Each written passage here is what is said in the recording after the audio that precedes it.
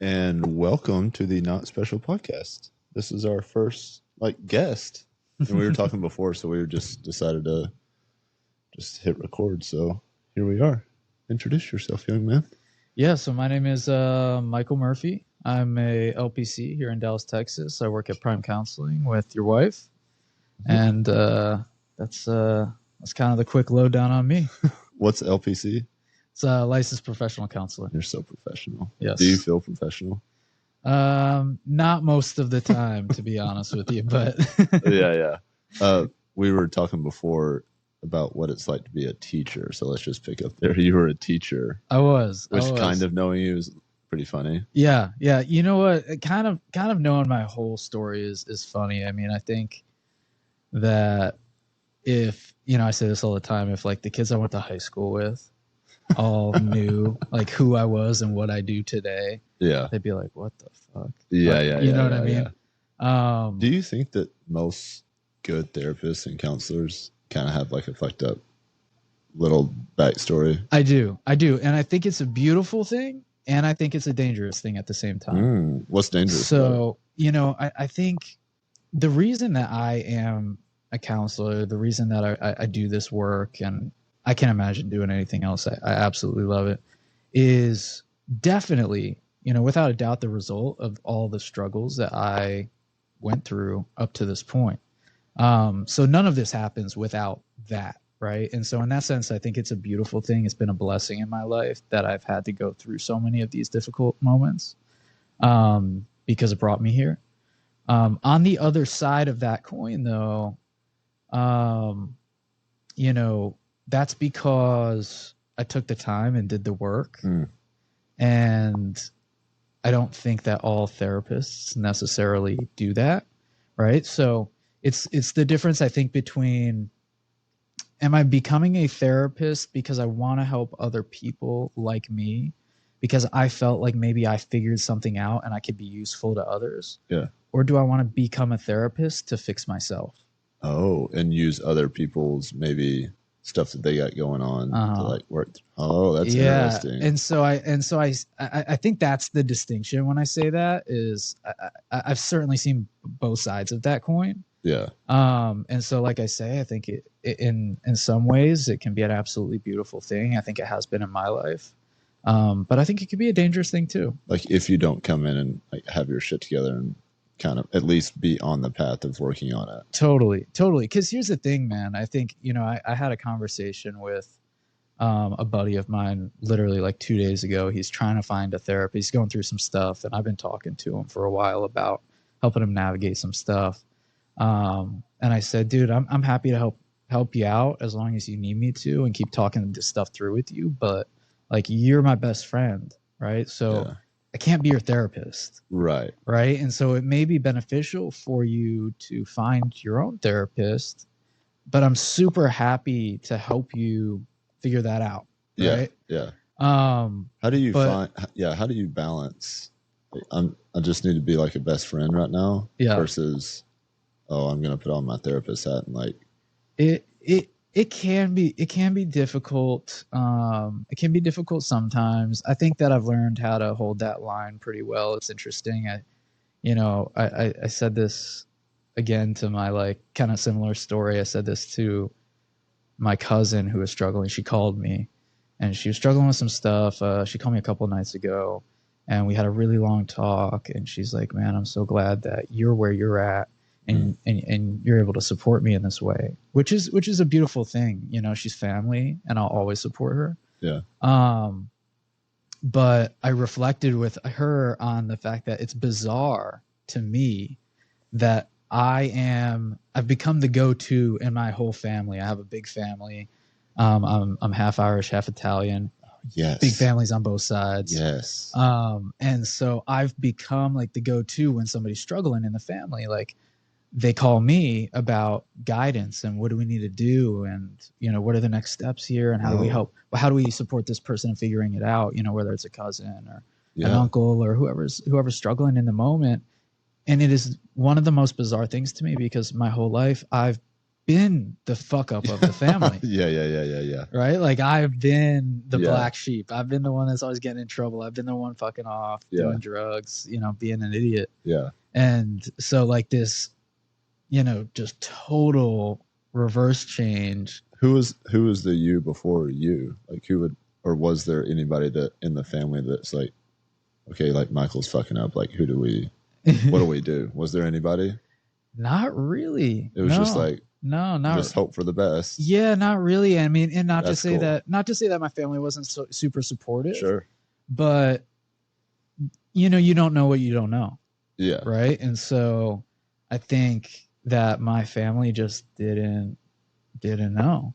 You know, I think the last experience that my family as a whole, my kind of big family had as a whole, was when my uncle went to rehab when he was probably like 18 or 19 years old. Oh damn, old school. And yeah, and he's like 50 now. Yeah. So that was a while ago. Yeah. Right. And so what it looks like then versus like when I went to rehab, which I was probably the next person in the family to actually have to go and like do all of this stuff. Yeah. You know, it's interesting because it's certainly different, and nobody, you know, again, you just don't know what you don't know. What was that like culturally in the big Irish Italian family, like whenever you started going to rehab and stuff, like what was that like? I think it was difficult for a lot of my family to wrap their head around, like, oh, this is real kind of thing. Yeah. You know, I think that, you know, Catholic on both sides, pretty old school. You know, I'm third generation American, so like they didn't come over from Ireland and Italy that long ago. That's crazy, actually. Like, that's really not that long ago. Yeah, like when you think about it, like I met, you know, and knew the family members that came over. Oh, how hardcore were they? So, I mean, old school, dude. Super old school. But they were those like old school immigrants from Ireland and Italy that worked those like shit jobs. I think my great grandmother like worked in a factory her entire life after she came over here to America. She came over at 9, worked in a factory until she was, I think, at least 80. Damn. And didn't fucking complain a day in her life. Oh, probably. No. Just couldn't even believe that she got to work. Nope. And went to church like twice a day. And like just super old school, right? And so on the other side, like on the Irish side, my dad, Irish Catholic, my dad's parents, my dad's one of 6 boys, would have been one of 8. 2 of them were lost early on. And so like, you know, again, old school, right? Yeah. Like just popping them out one after another. And so I think they come from this just tougher life, right? And this just vastly different life than I certainly grew up in. And so when we start to talk about mental health and addiction and, you know, the relationship between the two, certainly it's just like, again, you don't know what you don't know, right? Yeah. Most of their lives, all of their lives, I think even including my parents, it was like, you know, keep your head down and kind of white knuckle it. And that we know now is not all in a bad thing, but it leaves out a lot of important stuff. Yeah. Right. So I think that me going through what I went through has actually been really positive for not just me, but for my family as a whole.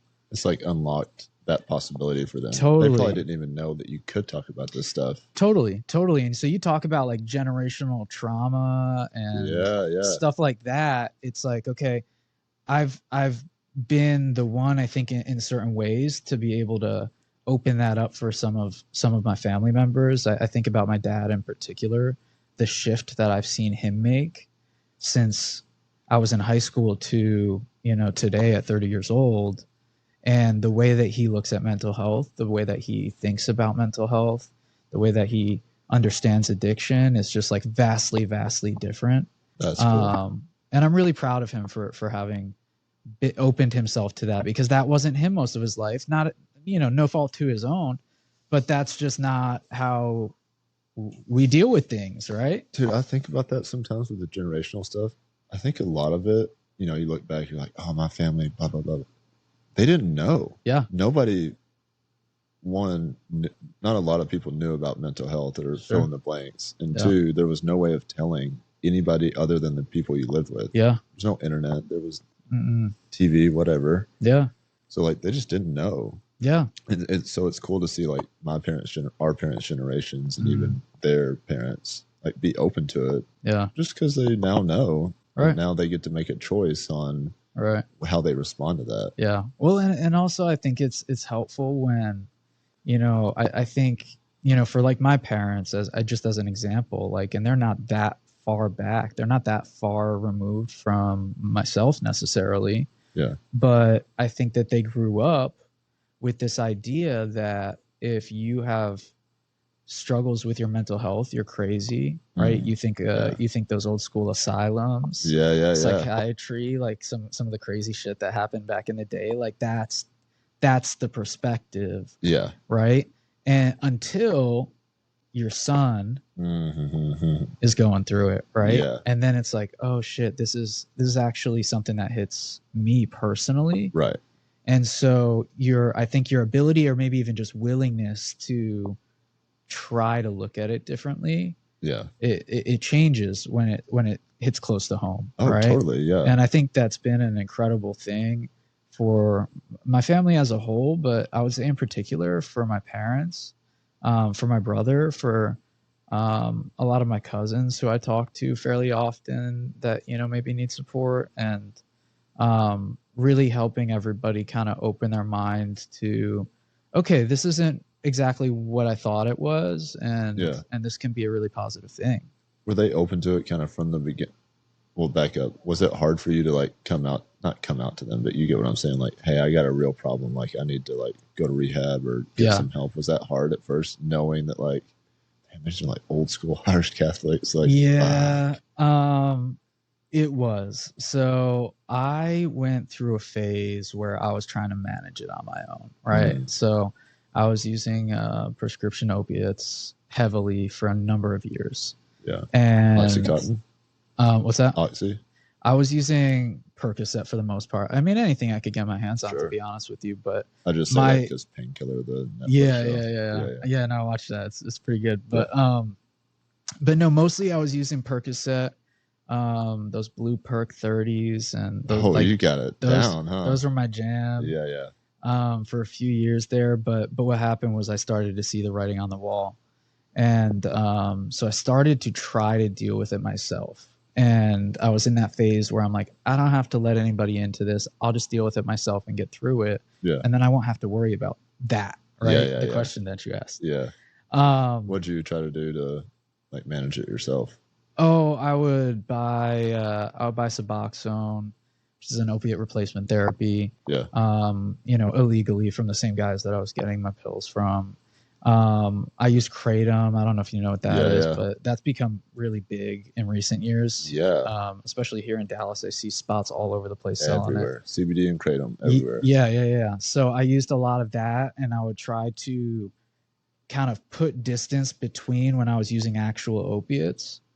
So I mean, in theory, my plan was okay, but I mean, I wanted to do it on my own, and what I learned is that this is a really difficult disease to deal with on your own. Just like most things in life are hard to deal with on your own, right? Yeah. And so it didn't pan out that way. The funny thing is, I never made a choice. I never made the choice to come clean. I never made the choice to say, hey, I need some help here. Like, that choice was made for me when I got arrested. I was driving back from Houston to Dallas. I was visiting a buddy, and I got pulled over. It was a bullshit traffic stop. Highway patrol. Yep, highway patrol. Get you on 45 right there. They pulled me over for being in the left-hand lane too long, gave me a warning, and then asked to search my car. And So it was clearly he was just picking people off and seeing if he would Totally. get lucky. Yeah, see somebody Um, transporting some drugs, maybe. Yeah, so it was kind of a bullshit situation. He basically, I mean, illegal. He searched my car, Sure. but I was in the middle of fucking nowhere, dude. They don't give a shit. That What car's getting searched. yeah, one what way are or you another. what are you gonna do about it? Right. Like in the middle of nowhere, Texas, right? You're not.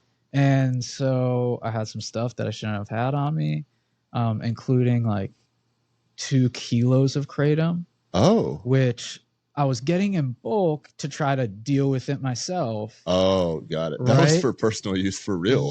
Yeah, but they saw that they didn't believe what it was because they had never heard of it. Sure. And so now they're like really coming after me for, I think it was something like 7 felony charges. It was Oh, damn. It was bad. Yeah, it was really bad. And so You were front page of that small town. yeah, newspaper maybe, for sure. maybe, yeah. So that's why I say like it's interesting because I never made the choice for myself. Yeah. I feel like it was made for me. Of course, they gave me options, which was basically like you're going to go to prison, or we can put you on probation. You get your shit together, right, and prove to us that you're going to rehab. You're doing what you need to do. You're staying sober. You're getting back on track. Oh, that's nice. And so, yeah, I got a great lawyer who kind of was able to get me those options. And I mean, for me, look at me, dude. I'm not built for prison, man. I'm just not No, built you're for pretty. I'm You're just, pretty. You're definitely built for prison. Yeah. The wrong way, though. Yeah. So, and I know that. So it was kind of a no-brainer. I was Yeah. like, I mean, I guess I have a choice, but I really don't, right? This is kind of like drug court, right? Like they gave you a chance to Kind of, hey, yeah. go to treatment, Yeah. get on some probation. Yeah. So it wasn't exactly like that because it was just like some, county Sure. courthouse in the middle of nowhere. But yeah, basically that was the deal. And so I took the deal, and I did it. And I kind of did it pissed off. I didn't want to do it, but I didn't want to go to prison more. Yeah. And so I did it. And the funny thing that happened is through that process, maybe out of fear, maybe I was just sick and tired, maybe I was ready on some level, but through that process, it changed.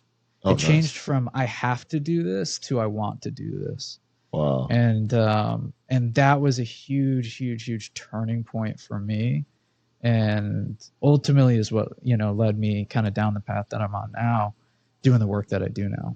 That's cool. Yeah. What did you initially, like, was it an injury or something that led you to these, what did you call them? Something, Valium 30, the little blueies. Percocet 30s. Yeah. Percocet 30s. Like what? Yeah. Was it just like, I want to feel nice? Hang out? I had I've always struggled with my mental health, even since I was a little kid. One of the things about my upbringing was, and I have amazing parents, I have an amazing support system, an amazing extended family. I've always had great friends. So I want to kind of, I guess I would make that clear up front. But one of the downsides of my upbringing was I moved 10 times before I was in high school. Oh, damn. All over the country. Lived in Tokyo for a few years growing up, like literally all over the place. Mom or dad's work. Dad's work. Yeah. Yeah. And it afforded us a great life, Sure. a steady life, definitely a secure life. Yeah. And like I said, I have super supportive family, great parents, like, in many respects, the perfect upbringing. Yeah. But I think the thing I always struggled with was there was no sense of consistency in my life. Yeah. Really ever. It was like every time I settled somewhere, boom, we're going to the next place. And so over and over and over and over again, as you're growing up, you start to learn, like, don't get close. Damn. Right. And that's something I've really had to work on through getting sober, but just even afterwards, that's been one of my big personal kind of things is I learned, just kind of implicitly, I guess, that you don't get close to people because everybody's temporary.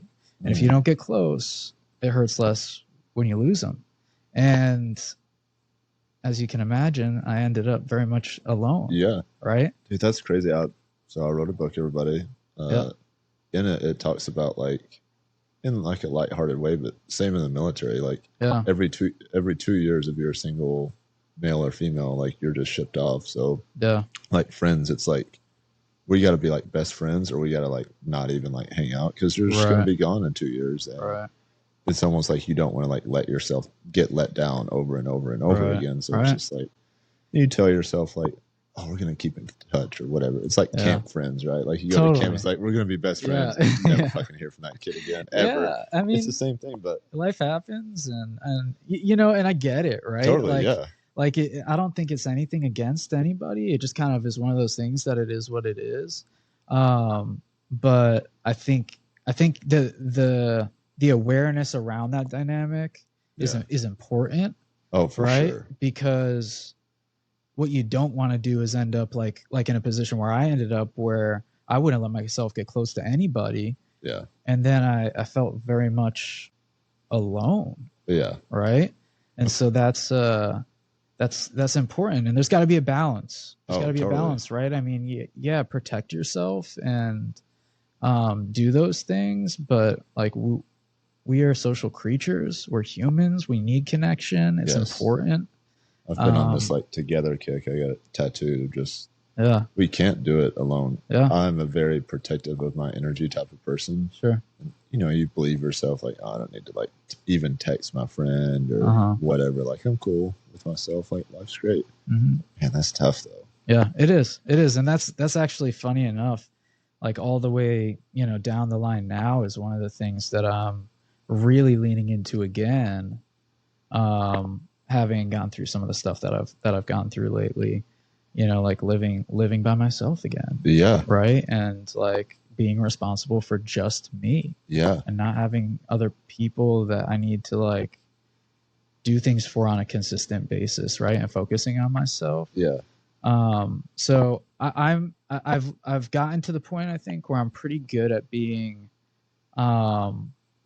alone, but I'm still not great at being lonely.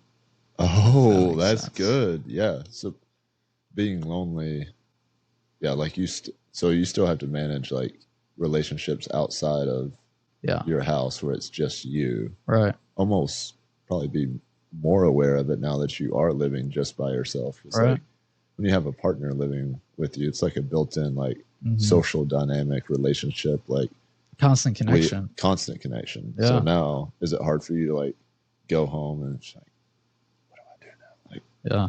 the balance of like I stay home, I focus on myself, but also I need to like interact with. It humans. is. It is. Yeah. Cause you know what? I mean, staying home, you know, and I've been sober for 7 years now.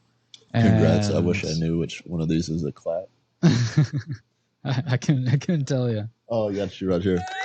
Yeah. Appreciate that. Yeah. So I've been sober 7 years now. I'm 30 years old. I'm hoping that I'm able to start making better connections that don't revolve around, you know, drinking and Yeah. getting fucked up and, you know, Yeah. all the things that people in their late 20s, early 30s are looking to do. Especially in Dallas, Texas. Totally, man. Yeah. So I'm still working on I think finding my people with regard to that. But I forgot where I was going with that, man. I think the balance between like being Oh, alone that's and right. lonely, like That's right. But yeah, it's like it's too easy to stay home by Oh my myself, God. right? and it feels so nice. Yeah. And it was even easier when in some senses when I had a partner that I was living with, because I could stay home and chill out, but I wasn't really alone, and I Right. certainly wasn't lonely, too. Right. right, in that. And so now, you know, I'm kind of more low key. Like I want to hang out with people. I want to connect with people. I don't care if that's at my place, at your place. Sure. We go out to get something to eat. We go do something fun. Like I don't care what it is. But I have to put more effort into that now for sure. Yeah. Because if I stay at home alone, it really is alone. Right. Right. So I Oh, need to yeah. really I found that I need to make more of an effort to push myself out a little bit more Yeah. and do those things. But again, it can be a little bit difficult. Oh yeah. When you're 30 years old, 7 years sober, and a fucking therapist for a living. You know what I mean? Yeah.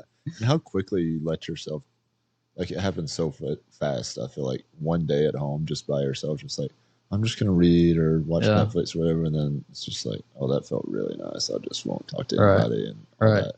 Okay, so we were talking before about where does this fit into your? I was a customer service rep for a software company, and then I was a teacher, and then I was Yeah. at Starbucks. Like, where did like going to treatment fit in all of that? Treatment before all of that? So yeah, it's kind of funny how it all played out. So I quit. So I worked for about 3 years right out of college at a software startup up in Richardson, Texas, and it was a great company. I love the people I worked with. The work was just miserable though. It was not for me. It was really not for me. So I knew at a certain point I had to get out of there. And I just kind of made the jump and bailed one day. I was just like, I just got to, like, I can't keep coming in here every day. Yeah. So what I had done was I took maybe a month off to figure it out, and I found a teaching position, teaching 5th and 6th grade English. Wow. What a saint. And yeah, well, so I got the job, and during the summer, between when I got the job, it was summer, and then I start in August, I got arrested in June. Oh, wow. Right before I was starting to teach. Whoa. You were about to be perked out on Kratom teaching these kids? Yeah. Oh, man. That's where your taxpayer dollars are going, everybody. Yeah. It was a private school. Private school, too. Maybe even worse. I'd be so mad. Yeah. Not good. So, and the reason I did that is because I had worked periodically throughout college and a little bit after college, in elementary schools working with special needs kids. Oh, cool. I was a paraprofessional for a year when I was in college, working with teaching special needs in elementary school setting. Wow. And so it was an area that I was familiar with, at least, and I knew how it worked, and I knew I worked well with kids. Yeah. I knew I didn't want to be a teacher. Right. But I knew I had to do something. I had to make money. I needed insurance. This kind of thing. And obviously I wasn't thinking totally straight at the time, because I still wasn't sober yet. Right. So I ended up getting arrested, kind of earlier in that summer, and took the rest of the summer to do rehab. Came right out of rehab, jumped into school, fresh, sober, ready to go. And it was okay, actually. I mean, it went pretty well. Yeah. I wasn't the best teacher, but we had a great time. What do you mean, though? Like, you didn't feel like you were like giving them an actual, like, I don't think they got what they needed academically from me. I'll say that. What was like a classic like day for you?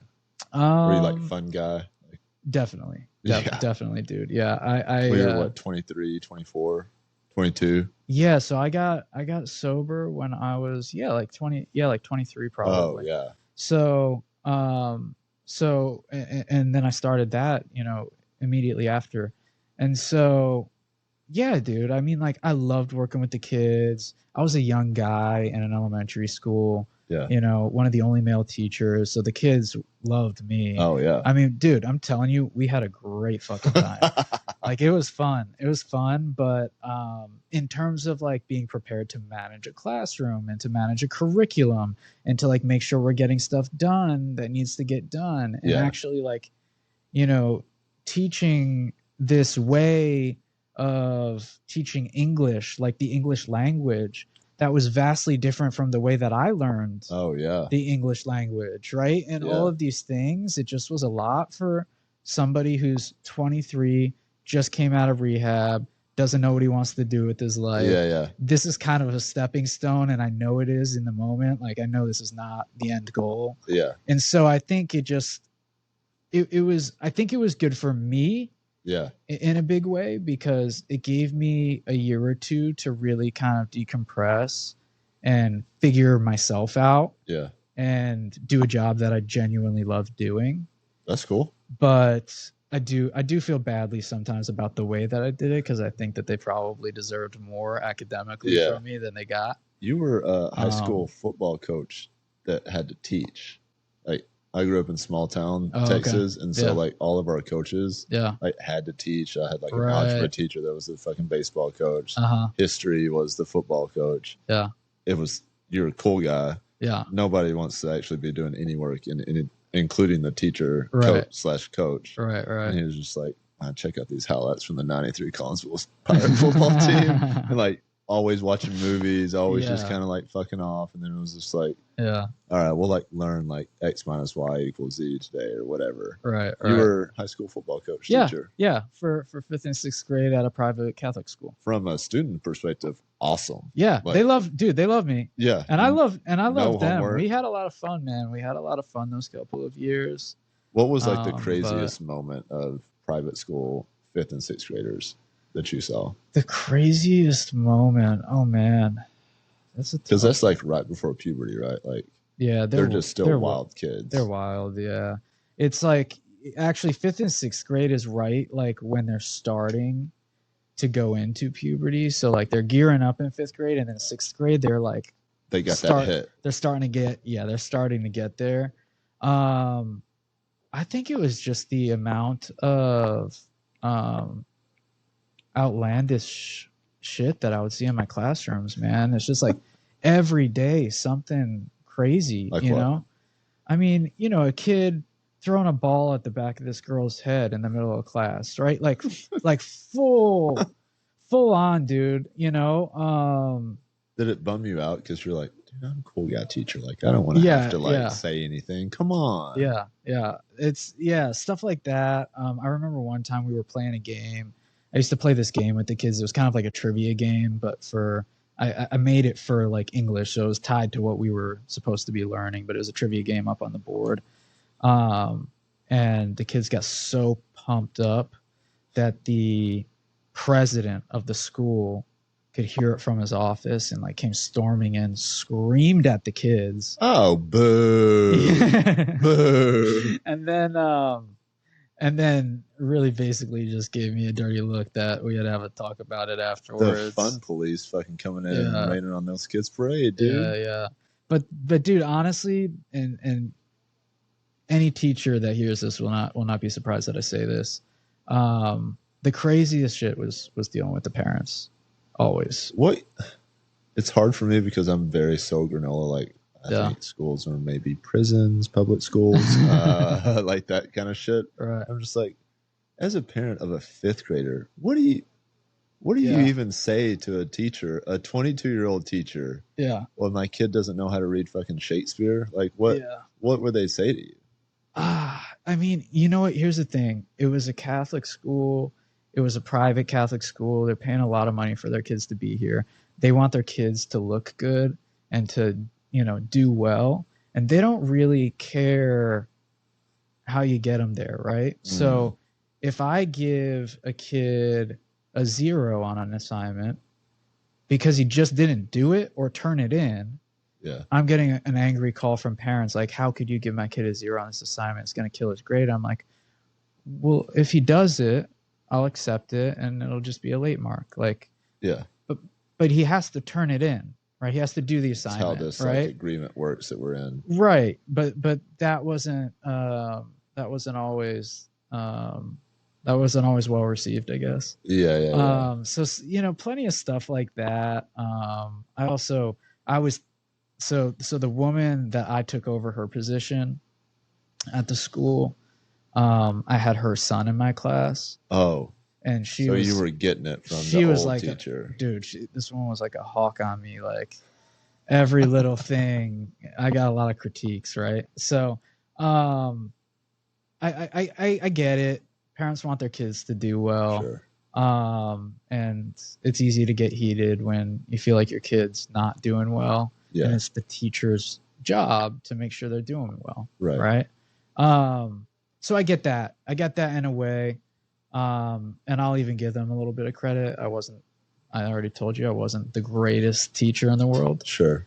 but Be but- nice to Mr. Murphy. Be Yeah. nice to the teachers. They're having to teach how many kids were in your yeah, class. but come on, man. 20, 25. 25 kids. Yeah. And you're trying to Fifth teach and them how to fifth read. and sixth graders, man. That's crazy. Fifth Good and luck. sixth graders, yeah. No, it's wild, man. So Okay, and then you left and went to Starbucks, which I have so many questions. yeah. Because I love like big logistical things. Like every time I drive through the airport, I'm like, somebody had to like come up with the plans of like all the exits and where to put the parking garage and how a terminal works. Like, I think Starbucks is like on that. It's like right below like airport level engineering, because there's always customers. Yeah. There's 50 fucking drinks lined up. Yeah. And you get it right every time. Yeah. And I'm like, I think these employees just make drinks all day. Oh, dude, I could do it in my sleep, man. Really? You just get like, it's just like washing the dishes and you're like, oh, but really you're watching TV or having a conversation or whatever. Yeah, no, absolutely. Yeah. It's so yeah. So I ultimately left the teaching job. They didn't like me so much at the end. So had you become Mr. Cool Guy? Yeah. Dropped off. Yeah. So the administration wasn't a big fan of me towards the end of that, right? So yeah. They were like, we're getting complaints from parents that their kids aren't doing well. I'm like, okay, well, like, how about the parents give them some accountability, and I'll also try harder. But at the end of the day, it just wasn't going to be a good fit. You try parenting your kids a little bit instead of having a fucking 22-year-old teacher do it. Hey, I didn't say it. I said it. Parent your kids. But yeah, so it just got to a point where it was clear that wasn't going to work, and that was cool with me, because I knew that was a temporary thing.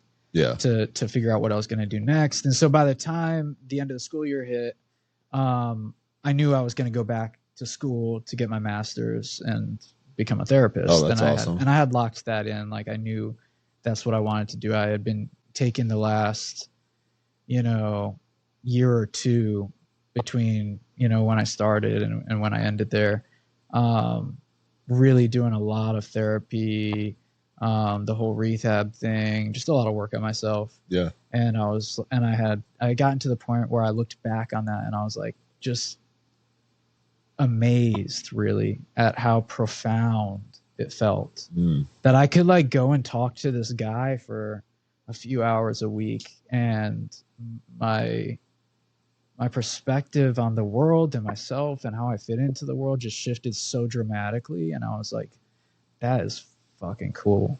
That's cool. And so I, on a whim, dude, applied to SMU. It's the only place I applied to because it was the closest program to where I lived. And I was just like, if I get in, I'll do this. And if I don't, I won't. One of the best in the country, I think, for counseling. Yeah, it's pretty good. And so I got in. I shouldn't have. On paper, I looked like shit. I had terrible grades in my undergrad. Yeah. I was on drugs the whole time. So I don't even. I graduated, and that was like good enough for me. But I had terrible grades undergrad. I had done a few things between college and then. But I also had like 7 felonies pending on my record at the same time. Yeah. So I'm like, on paper, I look like shit. There's no way I'm getting in. And I just started showing up to their offices. Oh, sweet. And like having conversations with them, asking questions I knew the answers to. I just to get them talking. Yeah, I just needed to get in front of some of these people because I knew that if they didn't know who I was, they just looked at me on paper. It was a definite no. That's a good. I think you can apply that to lots of different stuff. Oh, for sure. Like I got out of the Army and I really wanted to be in like the fitness industry. Yeah. It's just like, I don't know anybody in Dallas. I just moved here. My wife's been living here. I've been living wherever. Right.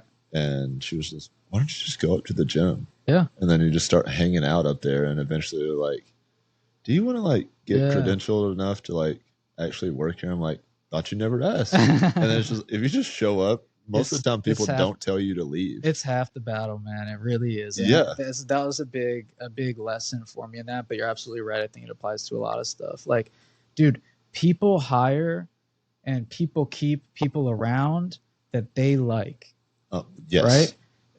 All of the GPAs and the credentials and all the like, okay, that can be important, right? It's good to have experience, but that's bullshit in comparison to like, do I like to be around you? Yeah. Can I spend more than 10 minutes with you and not want to like, especially in today's world, like maybe we just live in a bubble where like my wife owns this business Yeah. and we own some businesses, but it's stuff that we actually like to do because work Right. is not the only thing. Like you Right. talked about your grandma who worked in a factory. That factory didn't give a shit if they liked those people or not. They just needed to churn out shirts or whatever. Yeah. But now it's just like, I think we're realizing maybe my life isn't just work. Yeah. Maybe I'm more encompassing than that. Yeah. So maybe I should maybe like the people that I'm around for 8 hours a day, 6 hours a day, whatever. Yeah. And I think that just speaks louder than anything else, you know? Totally. And it so, gets, you actually know the person instead of just a sheet of paper. Right. Where it's just like, right. Okay, yeah. Like this guy. Yeah. Like it's easy to discount somebody you don't know. Oh, right? Totally. Easy. Especially social media now. You're like, oh, fuck that guy. Yeah. Yeah. Tinder, whatever. Totally. These kids are using nowadays. Dude, absolutely. So like the face-to-face time important. So you got into SMU. So I got into SMU, and that was how I got into. I bring that up because that's how I got into Starbucks. So I made the decision I'm not going to do this teaching thing anymore. Not for me. But I need some level of income, and I needed benefits. Yeah. And Starbucks was gonna allow me to work part-time while I put myself through my master's at SMU and give me full benefits. Crazy. And so I was like, not really where I thought I'd land, but it filled the need. Was that during their tuition tuition reimbursement? Did they do that? I don't know. I certainly didn't get any of that. Cool. So sorry. Go ahead. So I'm not sure. But yeah, interesting experience, man. Interesting experience for sure. Was it I feel like customers don't really get mad at Starbucks, but maybe I just haven't been lucky enough to see like somebody freaking out that there wasn't 2 pumps of caramel in their latte. Oh, I certainly have. Okay. Yeah. So people do get mad at Starbucks. Oh yeah, dude, all the time, man. It's funny. You get a handful of different kinds of people in there. So you get the regulars that are in there every single day. Yeah. Like we're on a first name basis. That's cool. They give me money for Christmas. Oh, damn. Okay. Like every day, sometimes multiple times a day. So you have that group. That's the neighbor. Right? This is my neighborhood coffee shop. Totally. So you have that group, which is larger than you would think. Really? Actually, yeah. Like there are a fair number of them. And then you just have kind of the randoms that come in and out, and you may see them a couple times. You may see them never again, like whatever. Yeah. And then you have the people that come in and you have issues with. And you just know it. Yeah. I mean, most of the time, yeah, you know when they walk in the door. Okay, so profiling people from the jump. Oh, dude. I mean, you spend enough time there. Yeah. It's not hard. Do you want to share with what kind of person would be this fucking person's going to get me in trouble about their drink? Yeah. Oh yeah, dude. Let me try and think of one. So I'll give you like one quick story. I had a kid. He was like 17 years old. I think he was still in high school. He's training on making drinks. Yeah. Right. And as I told you, I worked there for a few years. I did this stuff like I can make 3 drinks in 30 seconds, like without even thinking about it. That's crazy. But it is a lot to remember when you first start. It's overwhelming to me. It is overwhelming. Like, and so there's so many drinks, so many different combinations of things. You're learning how to use a new machine. Like, yeah, especially if it's at like, you know, the rush time in the morning where like 1 million people are coming in. And there's cups stacked across this room. Exactly. Yeah. So it's overwhelming, right? For sure. And so once in a while, you have new people in here, right, that are learning how to do it. And that's just, you can't get around it. Most people recognize that, right? Yeah. And they're like, okay, I'm going to get my drink like 2 minutes after I thought I would. Yeah. But I get it. He's new. No worries. Yeah. You know, I'll scroll my phone and won't even notice. Fine. Right. But then you get the people who start screaming over the counter at the kid who just started, saying that he's already late for work and he needs his now. Oh, no. Even though he just ordered it and there are 20 cups in front of his. Boo. Right? That's gross. Yeah, it's there have been some times where I've had to get in the middle of an employee and a customer. Yeah. And ask a customer to leave, give them a refund, ask them to leave, things like that for sure. Whoa. Thank God I never was on one of those viral videos, Starbucks videos Yeah, that yeah. you see Like every the once lady in a throwing while. poop or shitting in Yeah, the lobby yeah, or whatever. every once in a while. So, but there are definitely that group of people that'll come in and just be nasty Yeah. and just be angry and entitled and disrespectful. Were you tired physically at the end of the day? Constantly on your feet?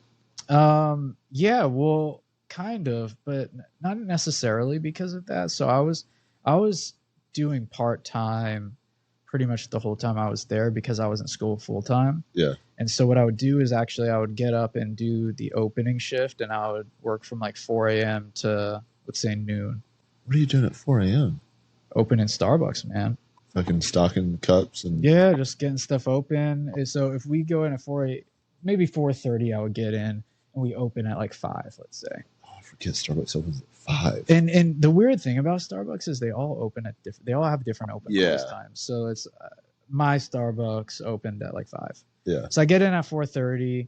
We open at 5. I work till 12, and then I go do my class and whatever stuff I have to do for the day, which I actually really liked. It was a good rhythm for me to get in. It got me up early, which is good. Yeah, yeah. I'll get that out of the way early in the day, and then I could worry Focus about all on the other stuff I need to do. But yeah, tons of interesting stories from Starbucks. A lot of homeless people, coming into Starbucks doing Yeah. crazy shit. Like what? Oh, dude, I remember one time, this guy was in there a minute, and we were like, he must have like been shooting up and Damn. passed out or something. So we're banging on the door. Finally, he comes out. He sprints full speed, dude. Sprints out of the place, and we look in, and there is shit everywhere. How? Okay. Dude, on the walls, How? on the How? mirror, On the mirror? on the ceiling. Like, dude, You think that was the first time he was just exploring if he liked caca?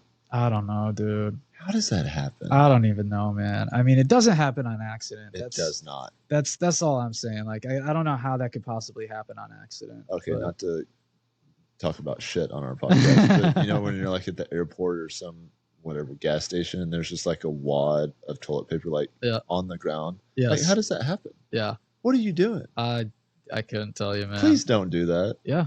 That's crazy. I'm with you, brother. I'm with you. But yeah, some crazy stuff like that. People doing drugs in the bathroom, stuff like that was a pretty common one. Yeah. Do you say something to them?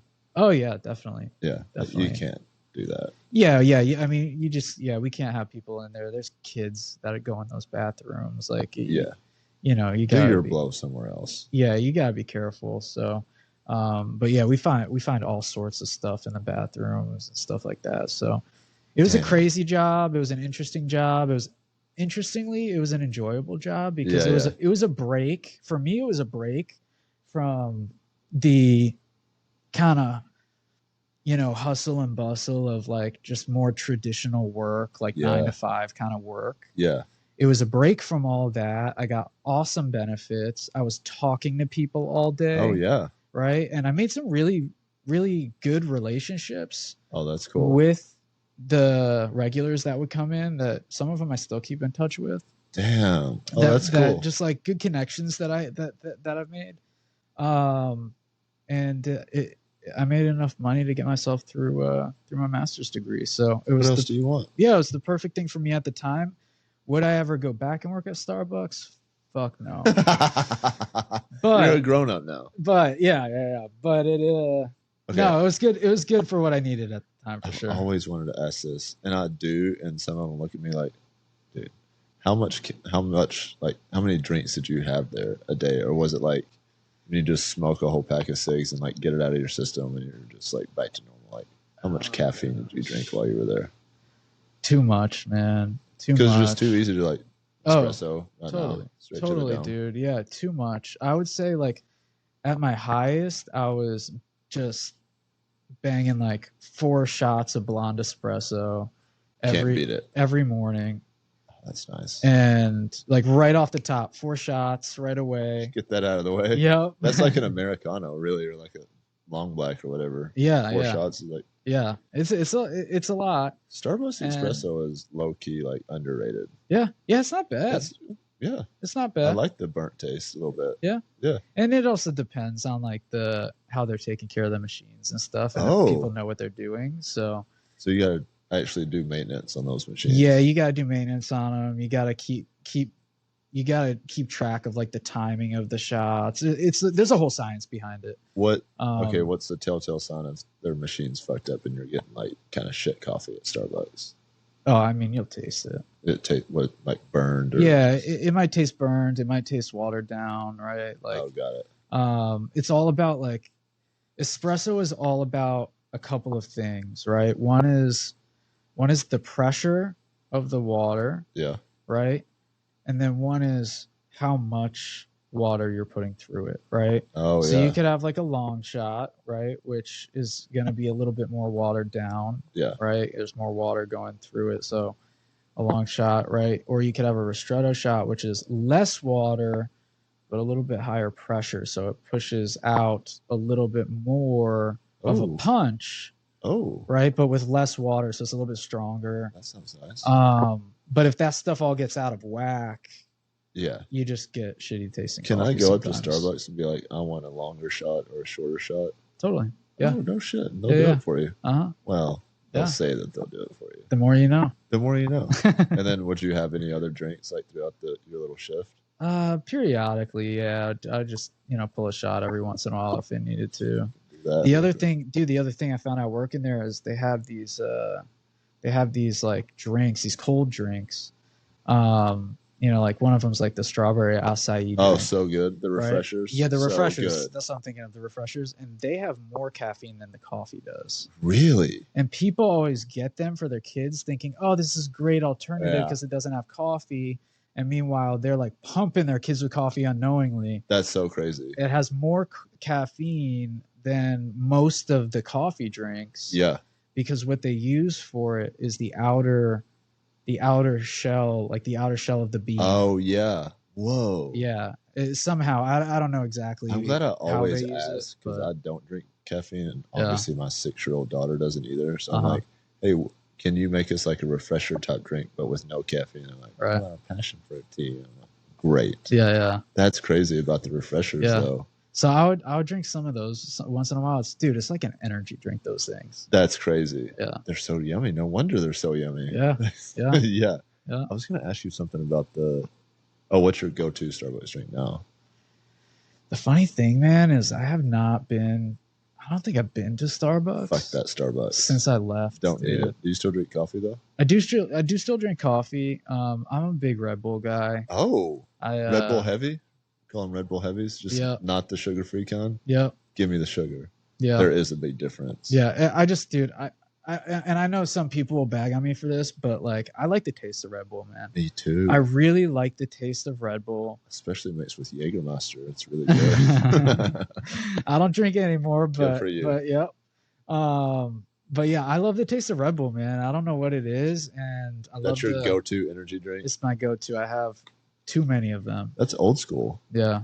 It's weird that you said about kids too, because like you see like little kids drinking like Coca-Cola. I'm like, take all the like chemicals and whatever Yeah. if it's healthy. There's fucking caffeine in that. Oh, and yeah. you're giving your kid like Yeah. the equivalent of like 3 cups of coffee to an adult. Yeah. Like we were standing. You're ramping them up, man. Oh, dude. As long as you know. We were standing in line, I think at like the Lululemon outlet. This was like during COVID, so you had to like wait in line to like get in. It's like a club. Yeah. And there was like I want to say like less than 2 years old or less. It was in a stroller, this kid. Uh-huh. The mom walks over to the vending machine, gets a Coke, brings it back, opens the bottle, and puts it in the bottle. And Jen and I just looked at each other like, there's Yeah. no fucking way. That is so crazy.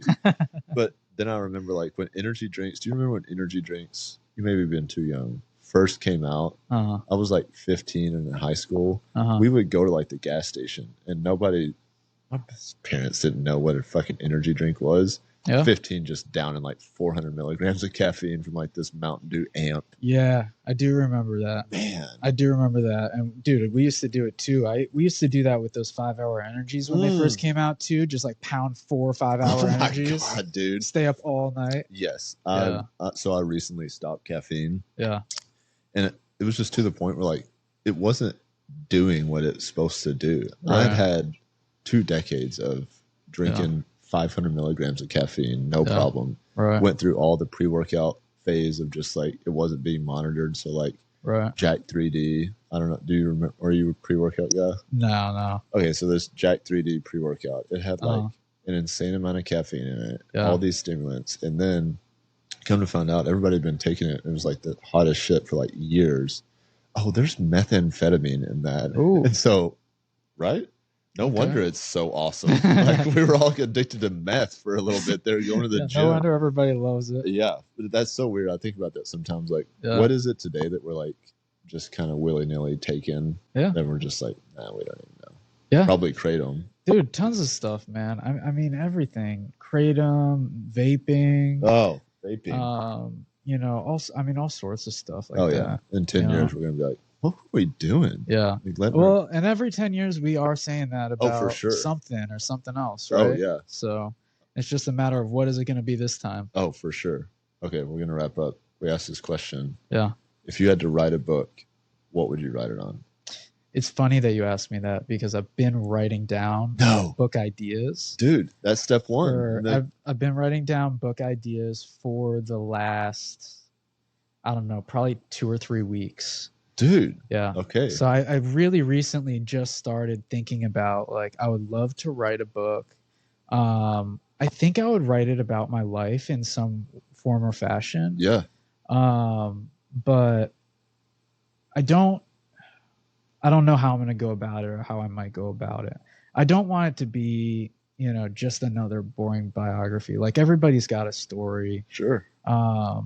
What makes mine so much more special than the next person's? But I want to, but I do think that I've been through a lot of stuff that people would want to hear about. For sure. And so it's just a matter of figuring out what are those things and what perspective do I take with them. Yeah. So I have actually been jotting down ideas Oh, that's awesome. for something like that. Yeah. Recently.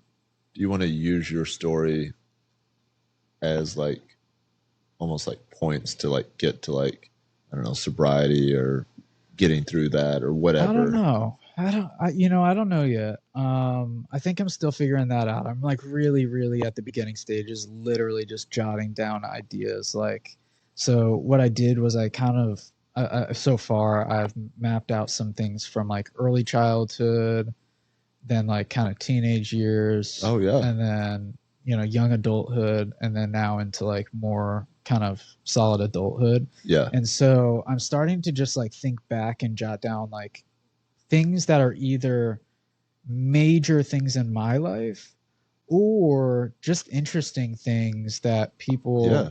might enjoy hearing my perspective on that I've gone through or that I've been through. You know, even like the fact that like I've traveled around the world before I was even like 15 years old. Oh yeah. Dude. Right? Like I've been everywhere before I'm even like 15 years old. And the perspective of a child growing up all over the world, Yes.